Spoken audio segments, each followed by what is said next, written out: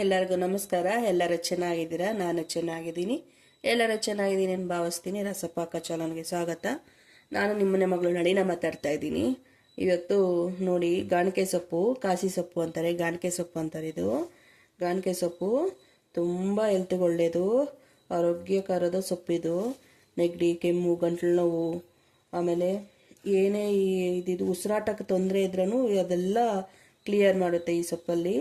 ಈ ಸೊಪ್ಪು ತಗೊಂಡು ಹಾಲು ಸಾಂಬಾರು ಮಾಡ್ತಾಯಿದ್ದೀನಿ. ನೋಡಿ, ನಾನು ಒಂದು ದೊಡ್ಡ ಕಟ್ಟು, 2 ಕಟ್ಟು ತಂದಿದೆ. 2 ಕಟ್ಟು ಬಿಡಿಸಿ ನೀಟಾಗಿ ಎಲ್ಲ ಬಿಡಿಸಿ ಕ್ಲೀನ್ ಮಾಡಿ ತೊಳೆದು ಇಟ್ಕೊಂಡಿದ್ದೀನಿ ಈ ಸೊಪ್ಪನ್ನ. ಇದ್ರಿಗೆ ಈಗ ಇದು ಬೇಯಕ್ಕೆ ಇಟ್ಕೊಬೇಕು. ರುಬ್ಬೋದ್ರಿಗೆ ನೋಡಿ, ಖಾರಕ್ಕೆ ತಕ್ಕ ಒಣಮೆಣ್ಸಿನ್ಕಾಯಿ, ನಾನು ಒಂದು 10-15 ಮೆಣಸಿನ್ಕಾಯಿ ಇಟ್ಕೊಂಡಿದ್ದೀನಿ. 1 ಗಡ್ಡೆ ಬೆಳ್ಳುಳ್ಳಿ, 1 ಸ್ಪೂನು ಮೆಣಸಿನಕಾಳು, ಒಣಕೊಬ್ಬರಿ, ಸ್ವಲ್ಪ ಒಣಕೊಬ್ಬರಿ ತುರ್ಕೊಂಡಿದ್ದೀನಿ. ಇಷ್ಟು ರುಬ್ಕೊಳೋದ್ರಿಗೆ ಇದು ಬೇಯಿಸಿ ಇದು ರುಬ್ಕೊಬೇಕು. ಮತ್ತು ಅಕ್ಕಿ ಒಂದು 2 ಸ್ಪೂನ್ ಅಕ್ಕಿನ ನೆನೆಸಿಟ್ಕೊಂಡಿದ್ದೆ. 1 ಲೋಟ ಹಾಲು ತಗೊಂಡಿದ್ದೀನಿ. ಎಲ್ಲ ರುಬ್ಬಿ ಎಲ್ಲ ಹಾಕಿ ಒಗ್ಗರಣೆ ಹಾಕೊಂಡ್ಮೇಲೆ ಹಾಲಿದು. ಬನ್ನಿ ಈಗ ಸೊಪ್ಪು ಬೇಯಕ್ಕಿಡೋಣ. ನೋಡಿ, ಒಂದು ಪಾತ್ರೆ ಇಟ್ಟು ನೀರು ಇಟ್ಟಿದ್ದೀನಿ ಕಾಯಕ್ಕೆ. ನೀರು ಬಿಸಿ ಆಗ್ತಾ ಇದೆ. ಈಗ ಈ ಸೊಪ್ಪು ತಗೊಂಡಿದ್ದೀವಲ್ಲ, ಈ ಸೊಪ್ಪು ಇದ್ರ ಜೊತೆ ಹಾಕ್ಬೇಕು ಬೇಯೋದ್ರಿಗೆ. ನೀರಲ್ಲಿ ಹಾಕ್ಬಿಟ್ಟು ಒಂದು 5 ನಿಮಿಷ ಬೇಯಿಸ್ಕೊಂಡ್ರೆ ಸಾಕು. ತುಂಬ ಬೇಯಿಸ್ಬೇಕು ಅನ್ನೋದೇನಿಲ್ಲ, ಒಂದು 5 ನಿಮಿಷ ಬೇಯಿಸಿದ್ರೆ ಸಾಕು. ನೀರು ಸ್ವಲ್ಪನೇ ಇಟ್ಕೊಳ್ಳಿ ಸಾಕು. ಒಂದು 5 ನಿಮಿಷ ಬೆಂದರೆ ಸೊಪ್ಪು ಬೆಂದಿರ್ತದೆ. ಆಮೇಲೆ ಮಸಾಲೆ ಫಸ್ಟ್ ರುಬ್ಕೊಂಡು, ಆಮೇಲೆ ಅದೇ ಮಸಾಲೆಗೆ ಈ ಸೊಪ್ಪು ಹಾಕ್ಕೊಂಡು ರುಬ್ಕೊಬೇಕು. ತೋರಿಸ್ಕೊಡ್ತೀನಿ. ಈ ಸೊಪ್ಪು ಹಾಕಿದ್ದೀನಿ, ಒಂದು 5 ನಿಮಿಷ ಬೇಯಬೇಕು. ಉಪ್ಪೇನು ಬೇಡ, ಬರೀ ಸೊಪ್ಪೆ. ಒಂದು 5 ನಿಮಿಷ ಬೆಂದರೆ ಸಾಕು. ತುಂಬ ಹೆಲ್ತ್ಗೆ ಆರೋಗ್ಯಕರದ ಸೊಪ್ಪಿದು. ಹೆಲ್ತ್ಗೆ ತುಂಬ ಒಳ್ಳೇದು. ಈ ಥಂಡಿಗಾಲಗಂತೂ ಮಾಡಿಸ್ತದೆ ಸೊಪ್ಪಿದು, ಗೊತ್ತಾ. ಮತ್ತು ಡೆಲಿವರಿ ಆಗಿ ಬಾಳಂತಿ ತನ ಇರ್ತಾರೆ ನೋಡ್ರಿ, ಆಗೆಲ್ಲ ತುಂಬ ಕೊಡ್ತಾರೆ. ಹಳ್ಳಿ ಕಡೆ ತುಂಬ ಚೆನ್ನಾಗಿ ಇದು ಮಾಡ್ತಾರೆ. ಗೊತ್ತಿರೋರು ಮಾಡಿರ್ತಾರೆ, ಗೊತ್ತಿರೋರು ಇರ್ತಾರೆ.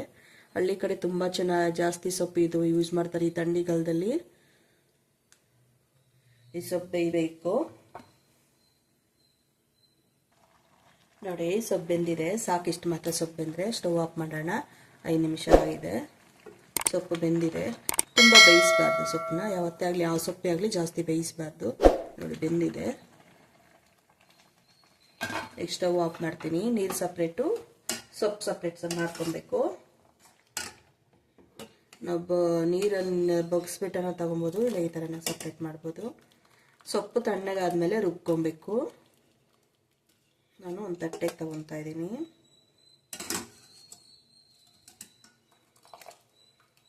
ಈ ನೀರನ್ನ ಚೆಲ್ಲಕ್ಕೆ ಹೋಗಬೇಡಿ. ಇದು ಸಪ್ರೇಟ್ ಒಂದು ಬಟ್ಲಿಗೆ ಹಾಕಿ ಇಟ್ಕೊಳ್ರಿ. ಮತ್ತು ಖಾರ ಎಲ್ಲ ರುಬ್ಬಿ ಆಮೇಲೆ ಸಾಂಬಾರು ಮಾಡ್ಕೊತೀವಲ್ಲ, ಆ ಸಾಂಬಾರಿಗೆ ಇದೇ ನೀರೇ ಯೂಸ್ ಮಾಡ್ಕೊಬೇಕು. ಎಲ್ಲ ನೀರಲ್ಲೇ ಇರುತ್ತೆ, ಎಲ್ಲ ನೀರಲ್ಲಿ ಎಲ್ಲ ಇದ್ರ ಪ್ರೋಟೀನೆಲ್ಲ ನೀರಲ್ಲೇ ಬಂದಿರುತ್ತಲ್ವ. ನೋಡಿ, ಸೊಪ್ಪು ತೊಗೊಂಡಿದ್ದೀನಿ. ಸೊಪ್ಪು ತಣ್ಣಗಾಗಬೇಕು. ಒಂದು 5 ನಿಮಿಷ ತಣ್ಣಗಾಗುತ್ತೆ. ನೋಡಿ, ಸೊಪ್ಪು ತಣ್ಣಗಾಗಿದೆ. ಈಗ ಮಸಾಲೆ ಎಲ್ಲ ರುಬ್ಕೋಣ. ಖಾರ ಒಂದು ಮಿಕ್ಸಿ ಜಾರ್ ತೊಗೊಂಡಿದ್ದೀನಿ ನಾನು. ಮಿಕ್ಸಿ ಜಾರಿಗೆ ಅವಾಗಲಾಗ ಒಣಕೊಬ್ಬರಿ ತೊಗೊಂಡಿದ್ರಲ್ಲ, ಒಣಕೊಬ್ಬರಿ ಹಾಕ್ಕೊತಾ ಇದ್ದೀನಿ. ಕಾಳು ಮೆಣಸು ಮತ್ತು ಒಣಮೆಣ್ಸಿನ್ಕಾಯಿ, ಬೆಳ್ಳುಳ್ಳಿ ಇಷ್ಟು ಹಾಕ್ಕೊತಾ ಇದ್ದೀನಿ.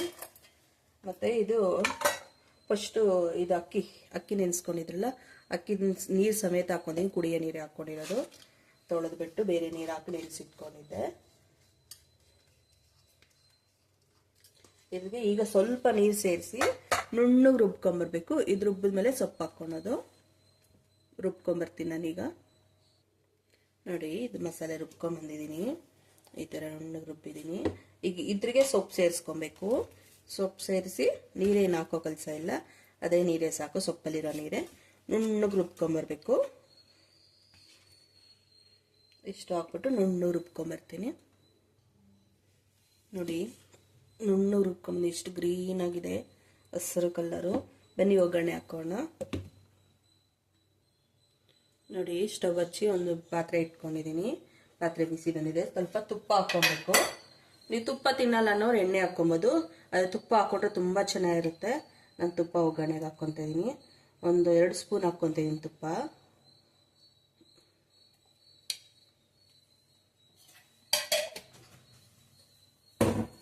ತುಪ್ಪ ಕರಗಬೇಕು. ಬಿಸಿ ಒಂದು ಸ್ವಲ್ಪ ತುಪ್ಪ ಕರಗ್ತಾನೆ ಒಗ್ಗರಣೆ ಹಾಕ್ಕೊಬೋದು.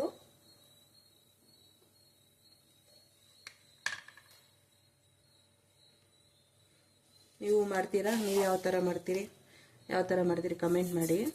ನೋಡಿ, 1 ಸ್ಪೂನು ಸಾಸಿವೆ ಹಾಕ್ಕೊತಾ ಇದ್ದೀನಿ. ಸಾಸಿವೆ ಸಿಡಿಬೇಕು.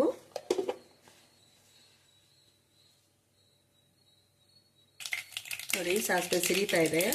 1 ಸ್ಪೂನ್ ಹಿಂಗೆ ಹಾಕ್ಕೊಬೇಕು. ಮತ್ತು ಒಂದು 3 ಒಣಮೆಣಸಿನ್ಕಾಯಿ ಮುರಿದು ಹಾಕ್ಕೊಬೇಕು. ಸ್ವಲ್ಪ ಕರಿಬೇವು,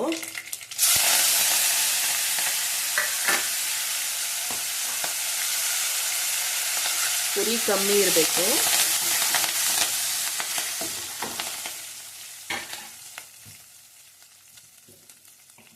ನಾವೀಗ ಏನು ಸೊಪ್ಪು ಮಸಾಲೆ ರುಬ್ಕೊಂಡಿದ್ದೀವೋ ಎಲ್ಲ ಹಾಕ್ಕೊಬೇಕು. ಉರಿ ಫುಲ್ ಕಮ್ಮಿ ಮಾಡ್ಕೊಳ್ಳಿ.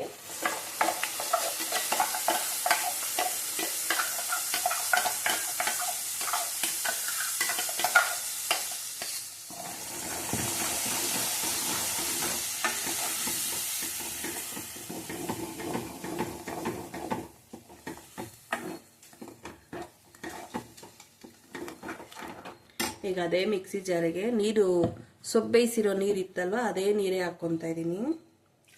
ಬೇರೆ ನೀರು ಹಾಕ್ಕೊಂಬೇಡ್ರಿ, ಇದೇ ನೀರೇ ಹಾಕ್ಕೊಳ್ಳಿ.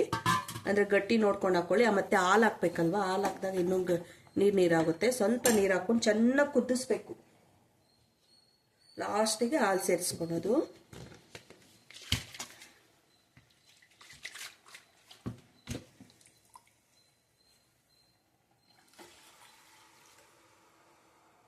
ಕುದ್ದಷ್ಟು ಗಟ್ಟಿ ಬರುತ್ತೆ.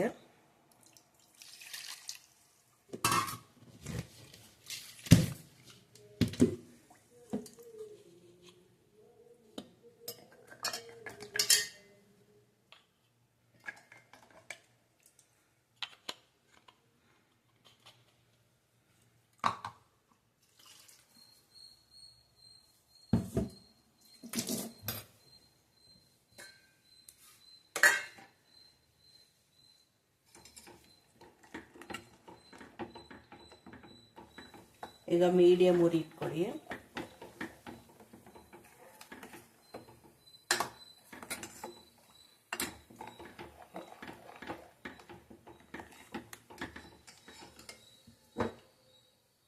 ಈಗ ರುಚಿಗೆ ತಕ್ಕ ಉಪ್ಪು ಹಾಕ್ಕೊಬೇಕು. ನಿಮ್ಮ ರುಚಿ ನೋಡಿ ಉಪ್ಪು ಹಾಕ್ಕೊಳ್ಳಿ.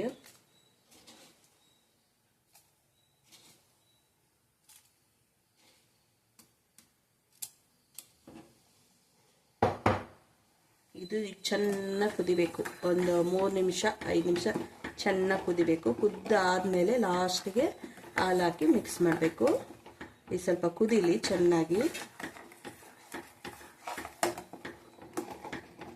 ಇದು ಚಪಾತಿ, ರೊಟ್ಟಿ, ಮುದ್ದೆ, ಅನ್ನ ಜೊತೆಗೆ ತಿನ್ಬೋದು. ನೋಡಿ, ಚೆನ್ನಾಗಿ ಕುದೀತಾ ಇದೆ. ನೋಡಿ, ಅವಾಗಲಷ್ಟು ಇದ್ದಿತ್ತು ಗಟ್ಟಿಯಾಗಿದೆ. ಈಗ ಹಾಲು ಹಾಕ್ತೀರೇ ಬೇಕಾದ್ರೆ ಇದನ್ನ ಸ್ವಲ್ಪ ತೆಗೆದಿಟ್ಕೊಬೋದು ಬಾಜಿನ. ನೋಡಿ, ಈ ಮಸಾಲೆನ, ಈ ಸಾಂಬಾರನ್ನ ಹಾಲು ಹಾಕ್ತೀರೇ ಒಂದು ಬಾಕ್ಸ್ ತೆಗೆದಿಟ್ಕೊಬೋದು. ನಾವು ಯಾವಾಗ ತಿಂತೀವೋ ಆಗ ಹಾಲು ಮಿಕ್ಸ್ ಮಾಡ್ಕೊಂಡು ತಿನ್ಬೋದು, ಏನೂ ಆಗಲ್ಲ. ಆಚೆನೇ ಇದ್ದರೆ 4-5 ದಿವಸ ಇರುತ್ತೆ. ಫ್ರಿಜ್ಜಲ್ಲಿದ್ದರೆ 1 ವಾರ 15 ದಿವಸ ಇದ್ರೂ ಏನೂ ಆಗಲ್ಲ. ಇದು ಸಪ್ರೇಟಾಗಿ ತೆಗೆದಿಟ್ಕೊಬೇಕು, ಚೆನ್ನಾಗಿ ಕುದಿಸ್ಬಿಟ್ಟು. ಇಲ್ಲ ಒಂದೇ ಸತಿ ತಿಂತೀವಿ ಅಂದರೆ ಒಂದೇ ಸತಿ ಹಾಲು ಹಾಕಿ ಮಿಕ್ಸ್ ಮಾಡ್ಕೊಬೋದು. ನಾನೇನು ಒಂದೇ ಸತಿನೇ ಇದು ಮಾಡ್ತಾಯಿದ್ದೀನಿ. ನೋಡಿ, 1 ಗ್ಲಾಸ್ ಹಾಲು ತೊಗೊಂಡಿದ್ನಲ್ಲ, ಹಾಲು ಹಾಕ್ಕೊತ ಉರಿ ಫುಲ್ ಕಮ್ಮಿ ಮಾಡಿದ್ದೀನಿ. 1 ಗ್ಲಾಸು ಹಾಲು ಹಾಕ್ತಾಯಿದ್ದೀನಿ. ಒಂದು 200 ಗ್ರಾಮ್ ಮೇಲೆ ಇದೆ ಹಾಲು. ಗಟ್ಟಿ ನೋಡ್ಕೊಳ್ಳಿ, ನಿಮಗೆ ಎಷ್ಟು ತೆಳ್ಳು ಬೇಕೋ ಅಷ್ಟು ತೆಳ್ಳಿಗೆ ಇನ್ನು ಸ್ವಲ್ಪ ಹಾಲು ಸೇರಿಸ್ಕೊಬೋದು.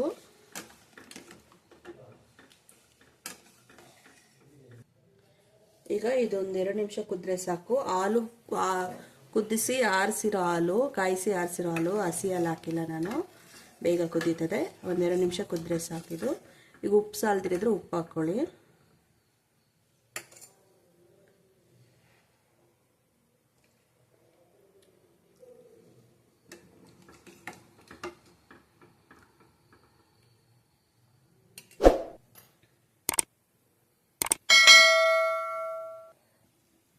ನೋಡಿ, ಕುದಿ ಬರ್ತಾ ಇದೆ.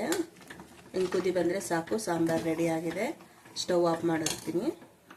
ಈಗ ಊಟ ಮಾಡೋಣ ಬನ್ನಿ. ಈ ಹದ ಇದೆ, ನಾನು ಸಾಕು, ನನಗೆ ಇಷ್ಟ ಆದ ಮುದ್ದೆಗೂ ಚೆನ್ನಾಗಿರ್ತದೆ, ಅನ್ನಕ್ಕೂ ಚೆನ್ನಾಗಿರುತ್ತೆ ನೋಡಿ. ನೋಡಿ ಬಿಸಿ ಬಿಸಿ ಅನ್ನ ಸಾಂಬಾರು, ಅದ್ರ ಮೇಲೆ ಒಂದು ಸ್ವಲ್ಪ ತುಪ್ಪ, ಒಂದು ಸ್ಪೂನ್ ತುಪ್ಪ ಹಾಕ್ಕೊಂಡು ತಿಂತಾ ಇದ್ರೆ ಸಖತ್ತಾಗಿರುತ್ತೆ. ಬಿಸಿ ಬಿಸಿ ಮುದ್ದೆ ಮಾಡ್ಕೊಂಡು ತಿನ್ಬೋದು. ನಾನೀಗ ಅನ್ನ ಮಾಡ್ಕೊಂಡಿದ್ದೀನಿ, ಈಗ ಮಧ್ಯಾಹ್ನ ಊಟಕ್ಕೆ ಮಾಡ್ಕೊಂಡಿದ್ದೀನಿ, ರಾತ್ರಿಗೆ ಮುದ್ದೆ ಮಾಡ್ತೀನಿ. ಹಿಂಗೆ ಹಾಕ್ಕೊಂಡು ಬಿಸಿ ಬಿಸಿಯಾಗಿ ತಿಂತಾ ಇರಬೇಕು. ಎಷ್ಟು ಚೆನ್ನಾಗಿರುತ್ತೆ ಗೊತ್ತಾ. ನಾನು ಈ ಸಾಂಬಾರು ಅಂದರೆ ನಂಗೆ ಭಾರಿ ಇಷ್ಟ, ಸಾಂಬಾರು ಜಾಸ್ತಿನೇ ಹಾಕ್ಕೊಂಡಿದ್ದೀನಿ. ತುಂಬ ಚೆನ್ನಾಗಿರುತ್ತೆ, ತುಂಬ ಟೇಸ್ಟಿಯಾಗಿರುತ್ತೆ. ಈ ಕೋಲ್ಡ್ ಆದಾಗ, ನೆಗಡಿ, ಕೆಮ್ಮು, ಗಂಟಲು ನೋವು, ಉಸಿರಾಟ ತೊಂದರೆ ಇರುತ್ತೆ, ತುಂಬ ವರ್ಷದಿಂದ ಉಸಿರಾಟ ತೊಂದರೆ ಇರುತ್ತೆ, ವೀಸಿನ್ ಪ್ರಾಬ್ಲಮ್. ಆ ಪ್ರಾಬ್ಲಮ್ ಇರೋರು ಇದು ವಾರದಲ್ಲಿ 2 ಸತಿ ತಿಂತಾ ಇದ್ರೆ, ಕಂಟಿನ್ಯೂ 2 ತಿಂಗಳು 3 ತಿಂಗಳು ತಿಂದರೆ ಅವ್ರಿಗೆ ಆ ಪ್ರಾಬ್ಲಮೇ ಇರಲ್ಲ. ಆ ಥರ ವಾಸಿ ಆಗುತ್ತೆ. ಇದು ಅಷ್ಟು ಮೆಡಿಸಿನ್ಸ್ ಇರ್ತದೆ ಇದರಲ್ಲಿ.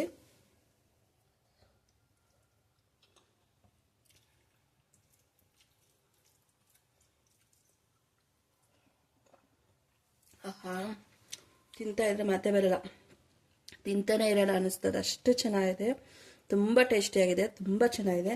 ನೀವೇನ ಈ ಥರ ಮಾಡ್ತೀರಾ? ನೀವು ಯಾವ ಥರ ಮಾಡ್ತೀರಾ ಅಂತ ಕಮೆಂಟ್ ಮಾಡಿ. ಈ ಥರ ಒಮ್ಮೆ ಟ್ರೈ ಮಾಡಿ, ಹೆಂಗೆ ಬಂತಂದು ಕಮೆಂಟ್ ಮಾಡಿ. ಕಮೆಂಟ್ ಮಾಡೋದು ಮಾತ್ರ ಮರಿಬೇಡಿ. ನನ್ನ ಚಾನಲ್ ಯಾರು ಸಬ್ಸ್ಕ್ರೈಬ್ ಮಾಡಿಲ್ಲ ಪ್ಲೀಸ್ ಸಬ್ಸ್ಕ್ರೈಬ್ ಮಾಡಿ, ಲೈಕ್ ಮಾಡಿ, ಫ್ಯಾಮಿಲಿ ಫ್ರೆಂಡ್ಸ್ಗೆ ಶೇರ್ ಮಾಡಿ, ಲೈಕ್ ಮಾಡೋದು ಮರಿಬೇಡಿ.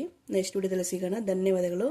ನನ್ನ ಚಾನಲ್ನ ಫಾಲೋ ಮಾಡ್ತಾಯಿರಿ, ಹೊಸ ಹೊಸ ರೆಸಿಪಿಗಳಿಂದ ಬರ್ತಾ ಇರ್ತೀನಿ. ನಿಮ್ಗೆ ಯಾವ ಥರ ರೆಸಿಪಿ ಬೇಕಂದರೆ ನನಗೆ ಕಮೆಂಟ್ ಮೂಲಕ ತಿಳಿಸಿ, ನಾನು ಅದು ಮಾಡಿ ತೋರಿಸ್ತೀನಿ. ನೆಕ್ಸ್ಟ್ ವಿಡಿಯೋದಲ್ಲಿ ಸಿಗ್ತೀನಿ. ಧನ್ಯವಾದಗಳು. ಬಾಯ್ ಬಾಯ್.